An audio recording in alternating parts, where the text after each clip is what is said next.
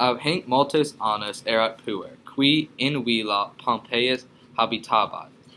Huic puer saltare placebat, and omnes dies in omnibus cubiculus villae saltavit. Olem in culina saltavat, et puer, pater pueri in culina intravit. Hic puerum saltatem vidit et inquit. Quid hoc saltatne? Salto in omnes dies, salto et hodie in ea colina.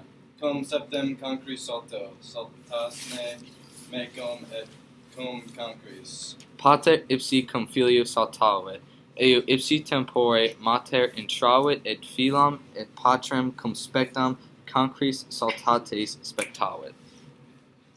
Quid facitis? Saltisne? Saltamus cum septem concribus.